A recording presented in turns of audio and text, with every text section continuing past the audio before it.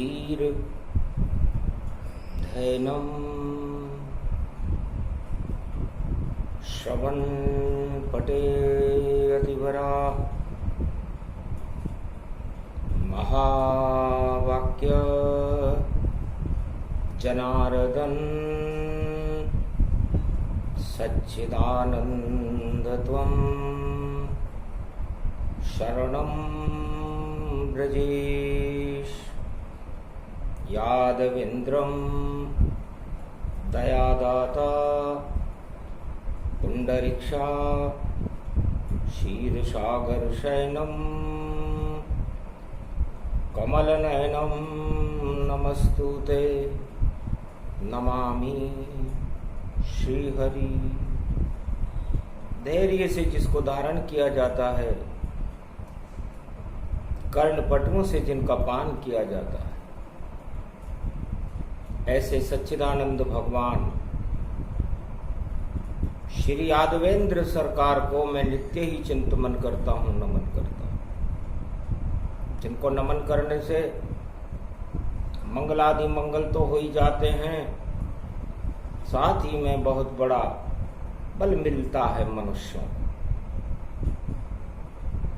शुभ दिन शुभ अवसर प्रगट सावन शक्तिमान, दुर्गा अष्टमी सावन की पावन इसको मान। शुक्ल पक्ष की अष्टमी कलयुग पड़े आए, शक्ति देती भक्तों को भारत भाग जगाए। स्तुति करत मारकंड्य मुनि जगदम्बा हर्षित भारी। अष्टकमल में प्रकट हो गई त्रिलोक की दुर्गा सारी। नाभि कमल में मारकंड्य ने शिव शक्ति का ध्यान किया। चलित चलित और चलित चले ये, चलते चलते विश्राम किया। पल दो पल विश्राम भवानी कलयुग में प्रगटाई है। शुक्रवार में दानव शक्ति देख दुर्गा हर्षाई है। दानव करे उपासना भारी और देव सभी तप करते हैं, पर भारत के भाग जगाने को अवतार भारत में प्रकटते हैं। तो वाणी ब्रह्माणी करो, वाणी पर नितवास। राम कथा वर्णन करूं पूर्ण कर्मा आस। विंध्येश्वरी बाघेश्वरी अष्टभुजो त्रिपुंड तिलकम घगम घगम नीलकंठे पशुपति। हर हर महादेवाय नमः शिवाय। सर्व अमंगल नाशादि रूपम उमा गौरी च विष्णु सदा प्रिया च वाम भागम। नमो नमो गौरी उमा सर्व अमंगल नास्ति। भगवती जगदम्बा ने कहा, मार्कंड्य, ये सारी सृष्टि पूरा त्रिलोक चलायमान है, इसे गति कहते हैं। और इस गति में शारदा की मति होती है। जैसी मति होती है वैसी गति होती है। तो जहां सुमति तह संपत्ति नाना, जहां कुमति तह विपत्ति विधाना। मार्कंडे, जहां पर कुमति होती है वहां पर विपत्तियों का पहाड़ टूटने लगता है, दुखों का पहाड़ टूटने लगता है। और जहां सुमति होती है वहां पर शक्ति की कृपा होती है। आज सावन शुक्ल पक्ष अष्टमी को मार्कंड्य, तुम्हारी नाभि में शिव शक्ति खुद प्रगटाई है। पर मन विचलित हुआ नहीं तेरा, ये कृपा शक्ति हो पाई है। चक्कर खा गई माता देख कर पुत्र मारकंड्य भगवान, स्थिर तू कैसे रहा, किसने दिया तुझे ज्ञान। तो स्थिर कैसे है? सारी सृष्टि चलायमान है, संसार की चारों युग चलायमान है, 33 करोड़ देवता चलायमान है, देव और दानव चलायमान है, सूर्य और चंद्रमा चलायमान है, सारी सृष्टि चलायमान है। पर स्थिर है तो नारायण है, निराकार की ज्योति है। और इस धरती पर मार्कंडे आप स्थिर हो। बेटा, किस शक्ति ने ये कृपा करी तुम पर सारी, स्थिर कैसे हो गए मार्कंड्य, ये सुमति कैसे मिली प्यारी। तो तुम्हें सुमति कैसे मिल गई? तब मार्कंड्य हंस कर बोले, मैंने चलना सीखा ही नहीं,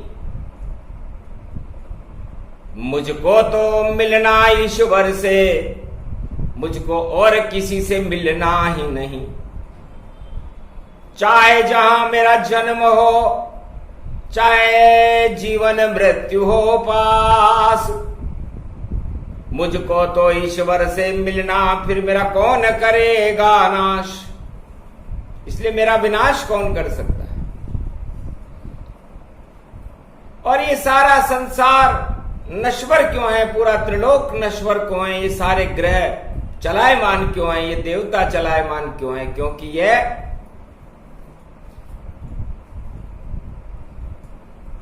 अस्थिर है।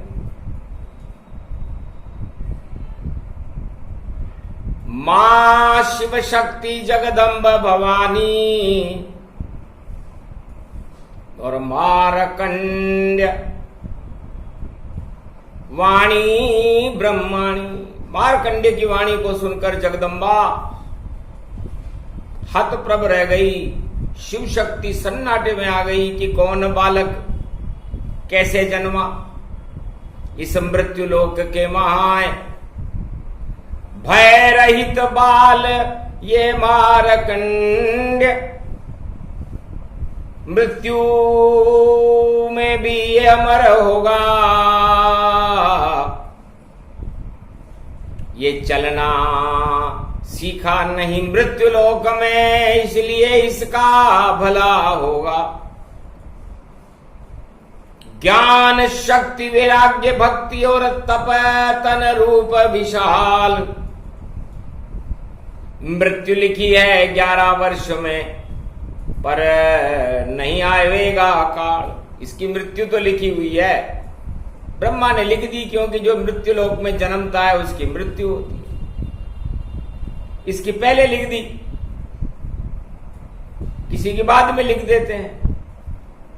तो ये कथा राम की गूढ़ है, समझ सके नहीं कोई। क्या जाने संसार में जो नर विमूढ़ऊ होए। तो ये राम कथा है, बड़ी विचित्र है।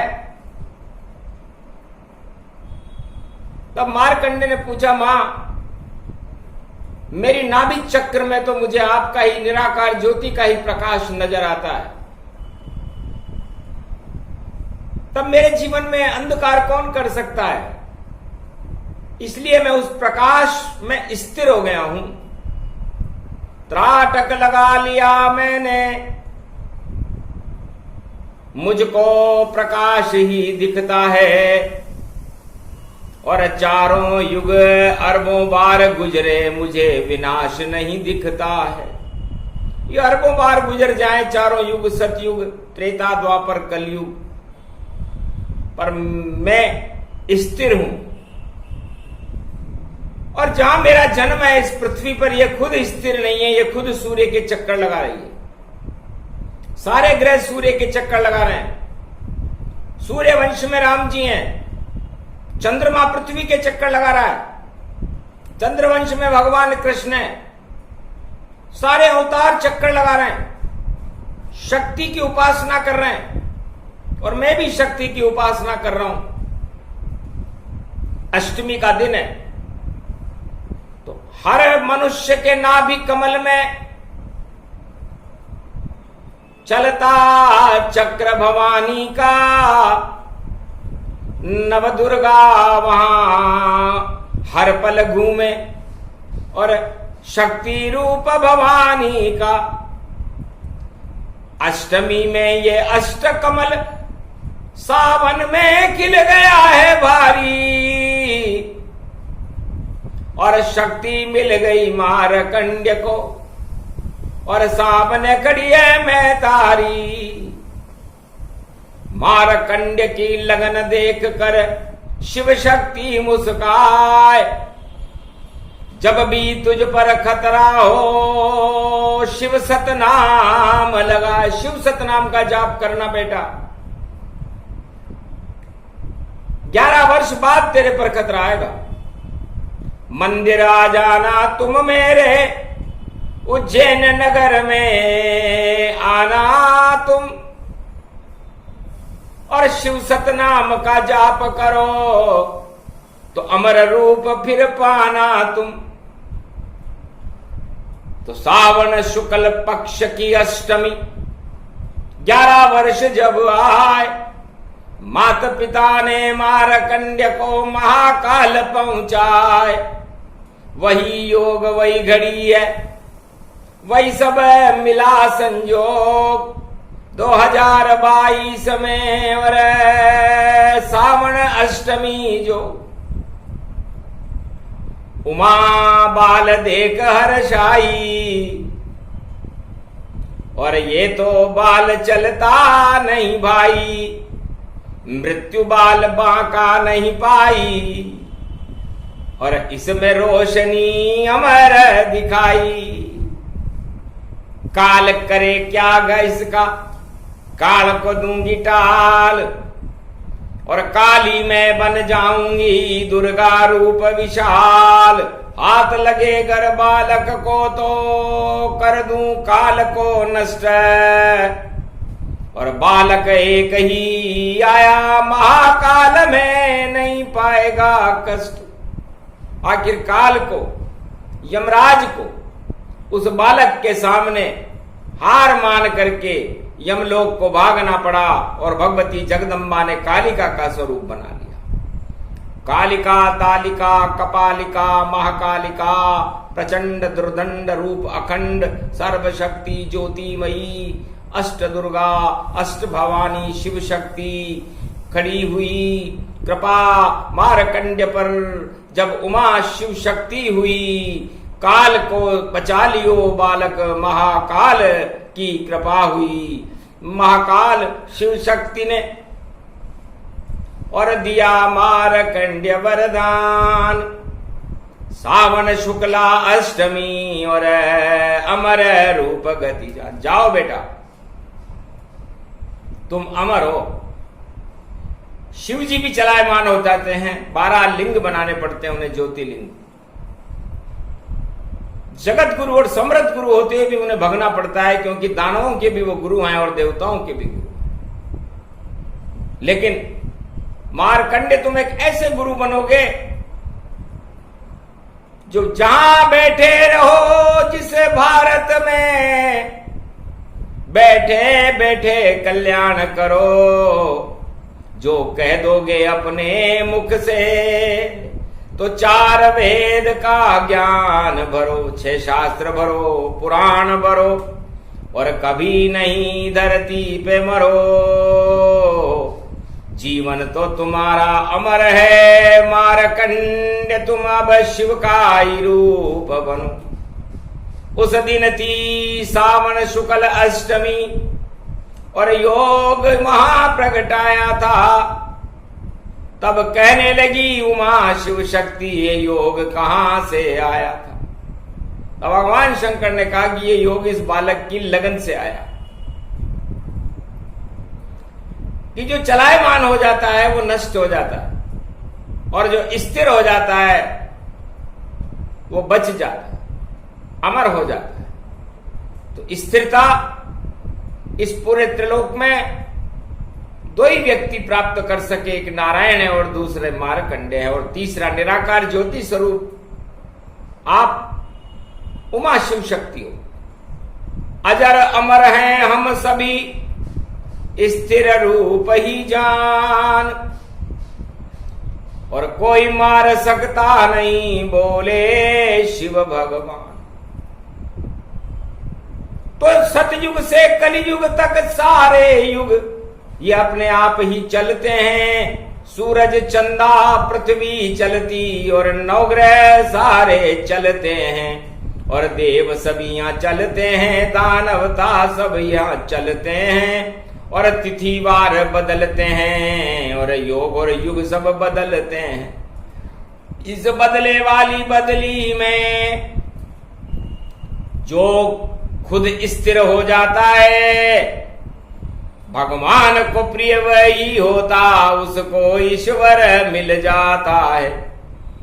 ये अमर कथा शिव शक्ति की और भोलेनाथ सुनाते हैं, और मारकंड को अमर कर महादेव अवध में राम घर जाते हैं। राम जन्म अवध में भारी, चलो राम को देखे हम।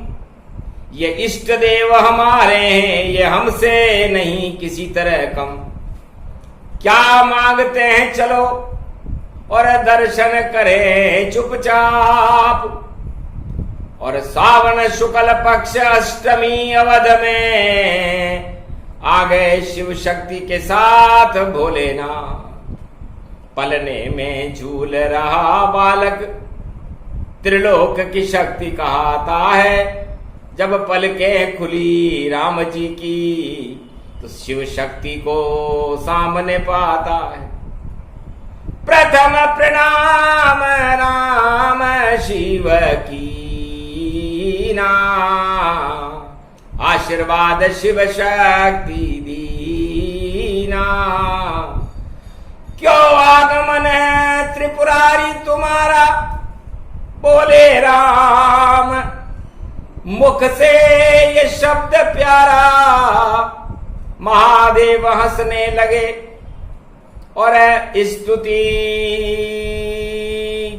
करी न कोई। राम के मुख से मामा निकला, माही मंत्र गति हो।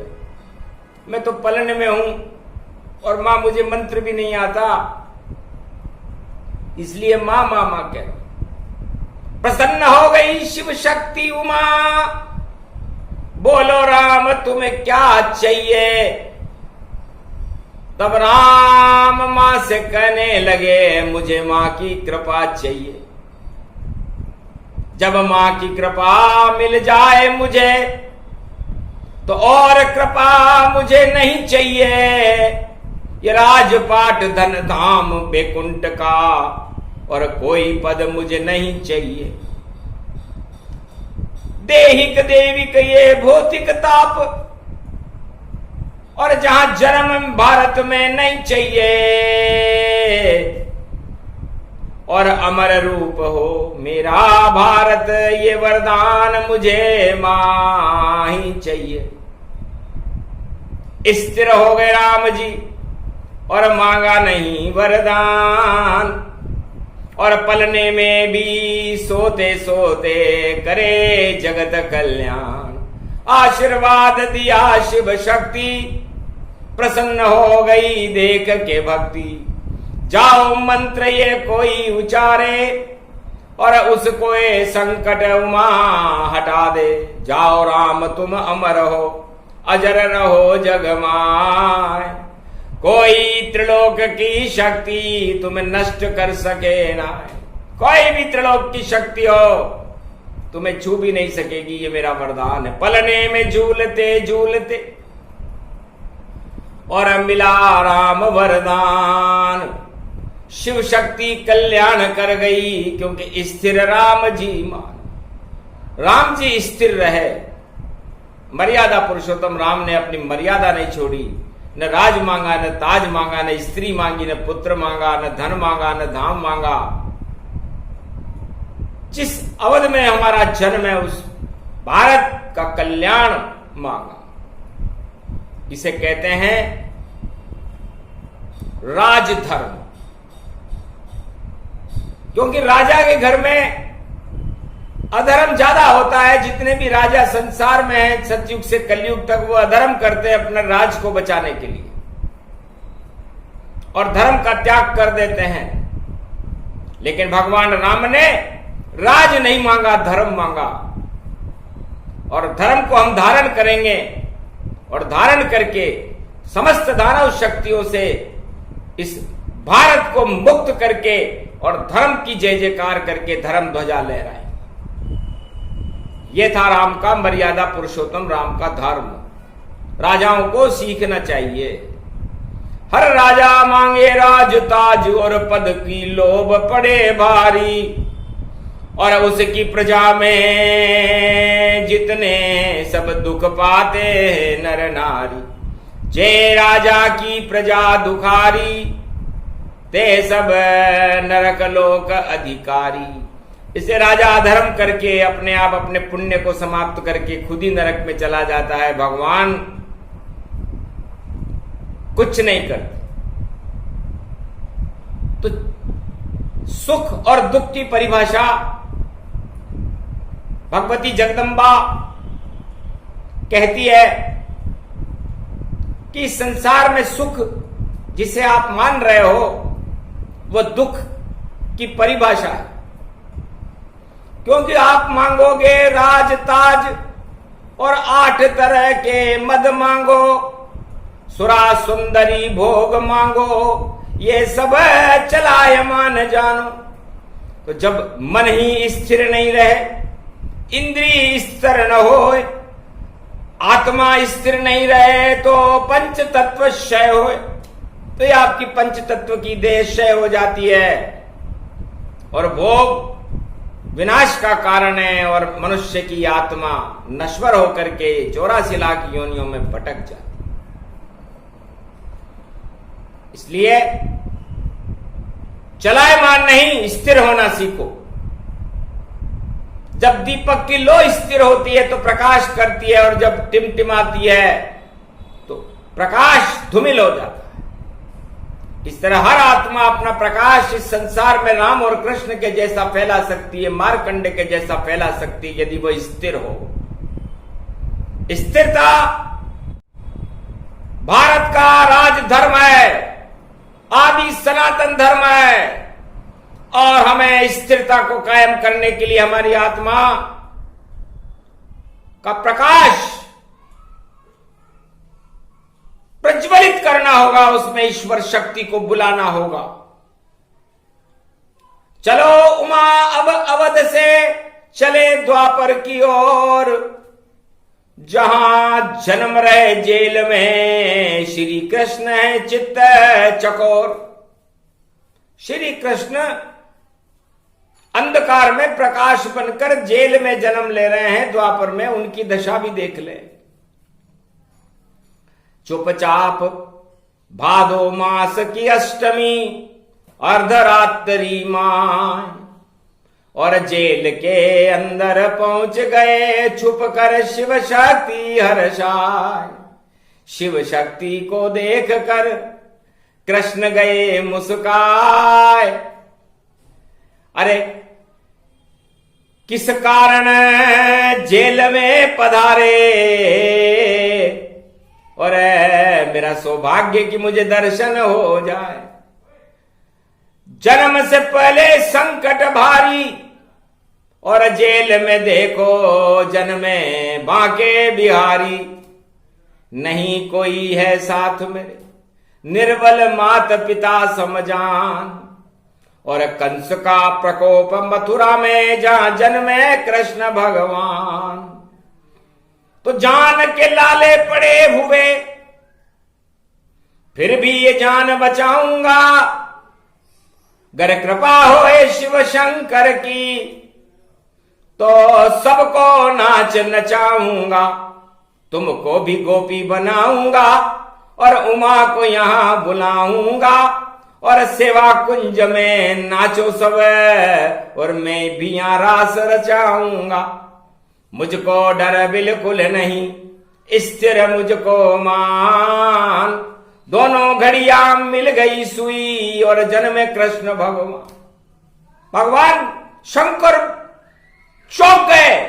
देवकी और वसुदेव को तो पता ही नहीं चला कि पाप और पुण्य की सुइयां मिल चुकी है। तो जब हमारी आत्मा में हम पाप और पुण्य को एकाकार कर लेते हैं तो हम कृष्ण का स्वरूप बन जाते हैं और फिर उन कृष्ण बनी हुई आत्माओं को किसी से भय नहीं रहता।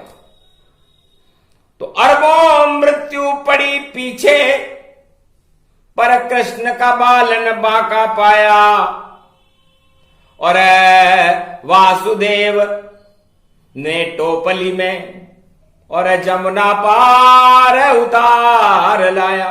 गोकुल पहुंच गए वसुदेव, नंद यशोदा जान और शेष जी की छाया में और चले कृष्ण भगवान।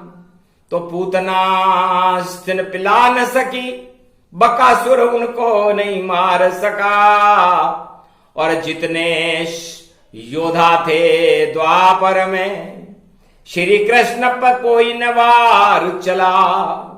नहीं कोई दुर्योधन परिवार चला और नहीं निश्चर का वार चला। और 5686 वर्ष पहले तो श्री कृष्ण का प्यार चला और प्रेम की बंसी बजे भारी और रास रचे बांके ये बिहारी। और शिव शक्ति ने आशीर्वाद दिया, जाओ अमर अवतार किया। मेरे माथे पर ये चंद्र रूप श्री कृष्ण कला को दिखाएगा। ये 16 कला अवतार बड़ा ये दानवता को नष्ट कर जाएगा। ये शक्ति बड़ी भारत प्रगति और आनंद कंद दिखाएगी और दानवता के अंधकार को ये कृष्ण छवि ही भगाएगी। जब वाणी आती कृष्ण की तो विद्युत तंत्र फेल हो जाता है। केवल रहता है कृष्ण प्रकाश और वाणी का रूप बन जाता है। तो वाणी करते श्री कृष्ण है, राधा बनती पर्दा और हृदय से शब्द निकलने लगते और देखो कृष्ण बेपर्दा। तो शिव शक्ति का मिल गया जेल में कृष्ण वरदान और राधे रानी प्रकृति बनकर बरसाने में आन। और प्रकृति बरसाने में शक्ति बनकर के आ गई और राधा और गोविंद द्वापर युग में स्थिर हो गए। अब चले शिव शक्ति कलयुग की ओर। क्या क्या लीला कलयुग में है। जब देखा अवध और मथुरा को और दिल्ली में सब दुख से हैं, सारे भारत में दुख खड़ा।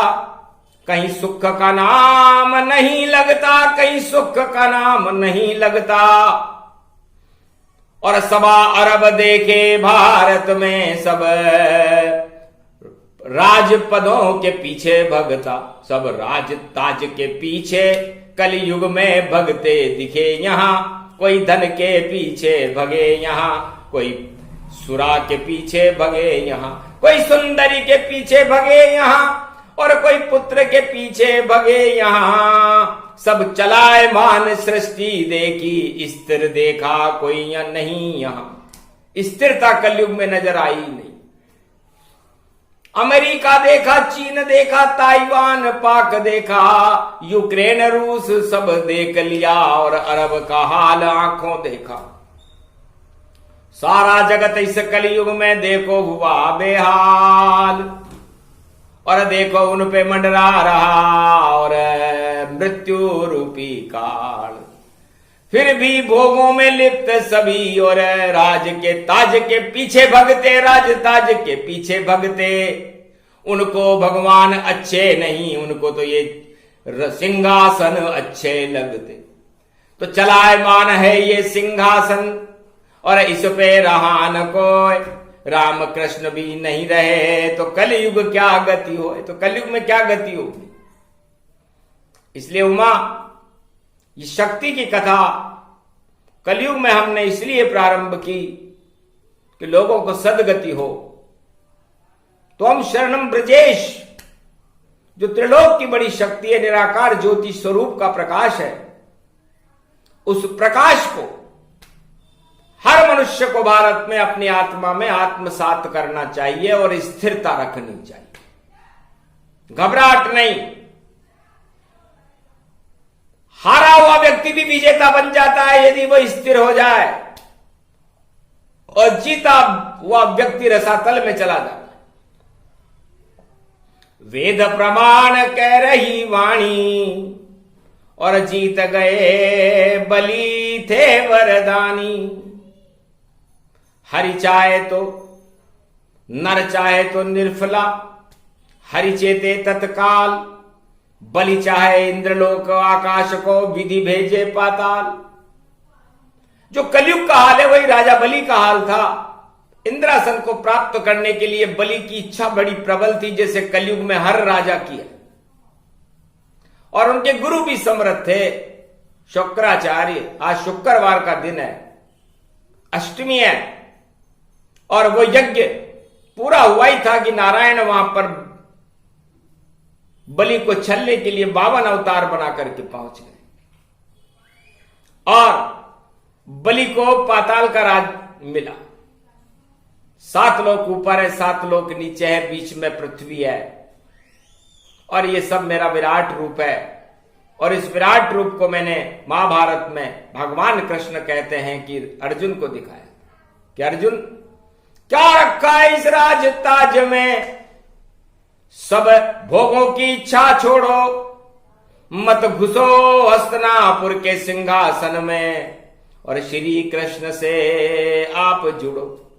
तो 5 पांडव जुड़ गए, और ज्ञान कृष्ण भगवान, गीता सुन ली पांडवों ने, तो अमर हुए इंसान। ये 5 पांडव अमर हो गए, स्थिर हो गए, सशरीर वैकुंठ को गए। ऐसा कोई राजा कलयुग में नहीं होगा जो सशरीर चला जाए, क्योंकि ज्ञान ही नहीं है।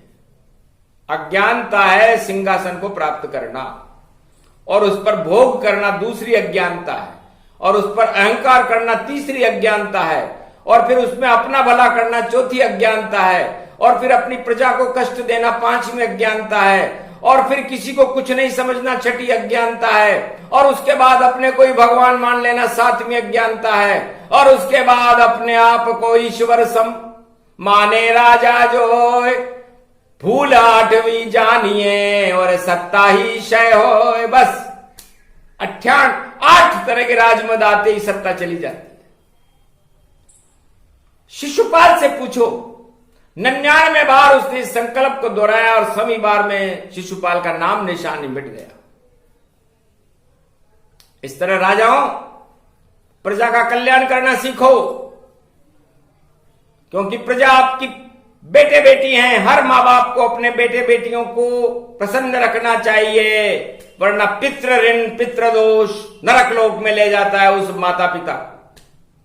इसलिए जब राजा बनता है चारों युगों में कोई भी भारत का, तो उसके माता पिता बन जाता है वो भारत का, और उसकी प्रजा सारे पुत्र बन जाते हैं उसके।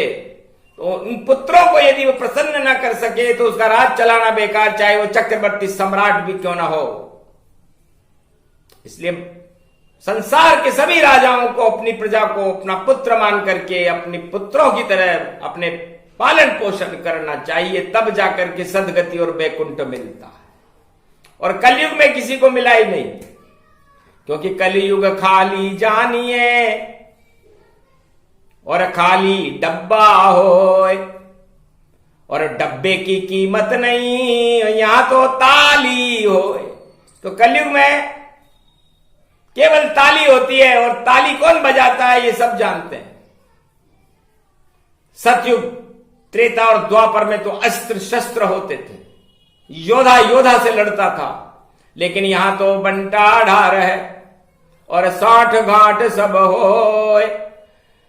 जिसको विजेता होना हो लोभों गतितन हो, वो लोभ दे देता है और राम रावण बन जाता है और रावण राम बन जाता है। आंखों से देखो इस कलयुग में ये कैसी प्रथा चलाई है, जब दिखे सबको मलाई है तो सबने सहमति की खोपड़ी हिलाई है। तो ऐसा पाप न कीजिए घोर पाप इसे जान, और ईश्वर प्रकोप हो जाता है और नहीं होए कल्याण। इसलिए शिव शक्ति की यह वाणी है, और शिव शक्ति भारत का कल्याण करने के लिए सावन की अष्टमी में भारत में खड़ी हुई है। तो जाओ भारत अब विजय तुम्हारी, और मिले सफलता भारत भारी, और राष्ट्र प्रेम भारत प्रगटावे, और अवतार कल की जब आवे, नहीं गरीब कोई भारत जानो, चिड़िया सोने की इसे मानो। वाणी अमृत बन गई और 4 वेद का सार, और चलायमान है सब नर नारी, इसलिए नश्वर ये संसार। राजा और प्रजा सब चलायमान है, और चलायमान केवल 8 तरह के भोगों पर रहता है, नवा भोग तो बना ही नहीं। और उसमें जब हम अपनी चाल चलते हैं तो उन चाल चलने वालों का अंत हो जाता है। इसे नश्वरता कहते हैं।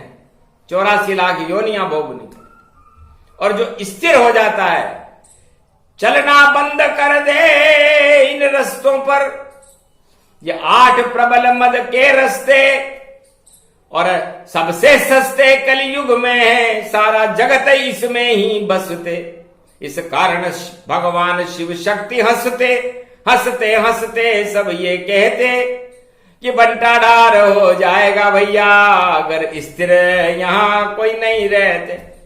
तो भक्ति करो भगवान की, स्थिर कर लो ध्यान, नाभि में ही हो जाएगा 4 वेद से शास्त्र 18 पुराण का ज्ञान। मारकंड को हो गया और राम कृष्ण को हो, वाल्मीकि तुलसी को हो गया, और संत समागम जो ये तो संत समागम हरि भजन जग में दुर्लभ दोय। सुतधारा और लक्ष्मी तो पापी के भी हो। तो संतों का समागम करो, हरि का भजन करो, तो आप लोग स्थिर होकर के आप अपना कल्याण कर लोगे। और बाकी भोगों में फंस गए तो ये तो पापियों के भी होते हैं, और फिर आप नष्ट होकर के 84 लाख योनियों में चले जाओ। क्षमा क्षमा क्षमा। ओम दुर्गा दुर्गति नाशिनी, ओम घगम चामुंडा विचे, जगदम्ब हिकड़ी चामुंडा विचे। नगतम नरभक्षणी रक्षसा रक्षते रक्षते, मम देवी महादेवी महादेवी करुणा वत्सल। तुम जननी न पुत्रम देवी देवी महादेवी रक्षते रक्षते। क्षमा क्षमा क्षमा क्षमा शांतिशीलम शमम। इसलिए वाणी भगवती जगदम्बा शिव शक्ति से सावन शुक्ल पक्ष अष्टमी को क्षमा याचना करती है कि हमारे किसी भी जन्म के पाप हों, यदि हम चलायमान भी हों तो आप हमें स्थिर करो, हमारे भारत को स्थिर करो, और दिव्य आत्माओं को और कल के अवतार को भारत में भेज करके भारत को विश्व का जगत गुरु बना। हम हमारे पापों की क्षमा याचना आपके चरणों में सावन शुक्ला पक्ष अष्टमी को करते हैं। आप तथास्तु शब्द कह दो और भारत का गौरव बन करके आप अवतार बन करके हमें दर्शन दो। बस यही हमारी मनोकामना है। जो राम की मनोकामना थी, मार्कंडे की मनोकामना थी, भगवान कृष्ण की मनोकामना थी, वही वाणी की भी मनोकामना है। आप हमारा मंगल करो, अमंगलों का नाश करके भगवान को हमारी आत्मा में दर्शन करा करके हमें भगवान की कृपा इस भारत को दिला दो। तो धन्य हो जाएगा भारत और नवयुग भारत आवेगा। कल की अवतार की शक्ति को भारत कलयुग प्रगटावेगा। आशीर्वाद शिव शक्ति ने दिया वाणी वरदान, जाओ 21वीं सदी में आवे कल की भगवान। राज ताज सब संसार के और शीघ्र नष्ट हो जाए, केवल भाग्यशाली शक्तियां और भक्त प्रकाश दिखाए। ईश्वर कृपा उनको मिले जो ये सुने प्रसंग। दुर्गा शक्ति अष्टमी का प्रसंग है और शिव शक्ति के संग। ये शिव शक्ति की कथा है, अमर कथा, इसलिए अमरता ईश्वर में है, नश्वरता संसार के भोगों में है। निर्णय आपके हाथ में है, आप जो चाहें। जैसी मति और सुमति से ये प्रसंग प्रारंभ किया था और सुमति और कुमति में ही प्रसंग को लय करते हैं। इसलिए अपनी सुमति बनाओ, स्थिर रहो, भगवान के चरणों की शरण रहो, 8 मदों का त्याग करके भगवान का भजन करते रहो। तो हे भारतवासियों, आपका, आपके बाल बच्चों का और पूरे भारत का और पूरे संसार का ही कल्याण हो। यह आशीर्वाद भगवान शिव शक्ति भोलेनाथ कैलाशपति सावन शुक्ला पक्ष अष्टमी को दे रहे हैं। बोलो जय शिव शक्ति, जय भारत मां, जय श्री कृष्ण, जय श्री राम। आज के आनंद की वाणी गंगा मैया की जय।